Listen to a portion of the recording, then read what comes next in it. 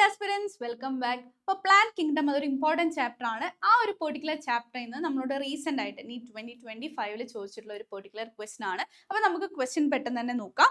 So here is the question: the correct sequence of events in the life cycle of bryophyte. Okay, അപ്പോൾ ബ്രയോഫൈറ്റിന്റെ ആ ഒരു life cycle ആ ഒരു events ആണ്, life സൈക്കിളുള്ള events ആണ് ഇവിടെ കൊടുത്തിരിക്കുന്നത്. നമുക്ക് നോക്കാം. First one, fusion of antherozoid with egg, then attachment of gametophyte to substratum, then reduction division to produce haploid spores, formation of sporophyte, and ഇവിടെ ഉണ്ട് release of anthrozoids into water. Okay, choose the correct answer from the options given below. അതായത് നമ്മളിത് correct സീക്വൻസിലാക്കാണ് ചെയ്യുന്നത്. Okay, അപ്പോൾ അവിടെ first one ഏതാ വരുന്നത്? ആ ഒരു സീക്വൻസിൽ ഫസ്റ്റ് വരുന്നത് എന്തായിരിക്കും നോക്കിക്കേ, ഏതാ നടക്കാം?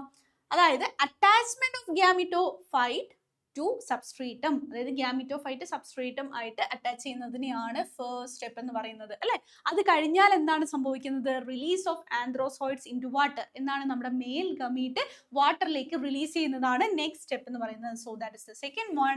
ആൻഡ് ദ തേർഡ് സ്റ്റെപ്പ് എന്താണ് വരുന്നത് മക്കളെ? Fusion of antherozoid with egg, അതായത് മെയിൽ ഗമീറ്റും ഫീമെയിൽ ഗമീറ്റും തമ്മിലുള്ള ഫ്യൂഷൻ ആണ് നെക്സ്റ്റ് സ്റ്റെപ്പ്. അത് കഴിഞ്ഞാൽ എന്താ സംഭവിക്കുന്നത്? After that what happens? Formation of sporophyte. Fusion നടന്നു കഴിഞ്ഞാൽ next step is formation of sporophyte. That is the fourth step. And finally what happens?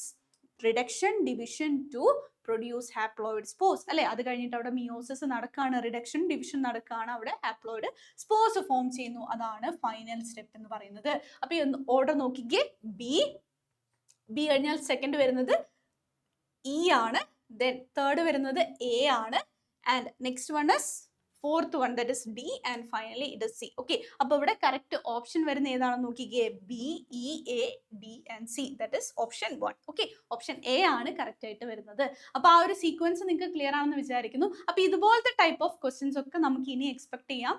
കഴിഞ്ഞ വർഷം കുറച്ച് ടഫ് ആയിട്ടുള്ള ക്വസ്റ്റ്യൻസ് വന്നിട്ടുണ്ടായിരുന്നു. ആ ഒരു തവണ ചോദിച്ചിട്ടുള്ള ഒരു ക്വസ്റ്റൻ ആണ്. ഇതേ പാറ്റേണിലെ ക്വസ്റ്റ്യൻ നമുക്ക് ഇനിയും എന്താണെങ്കിലും എക്സ്പെക്ട് ചെയ്യാം.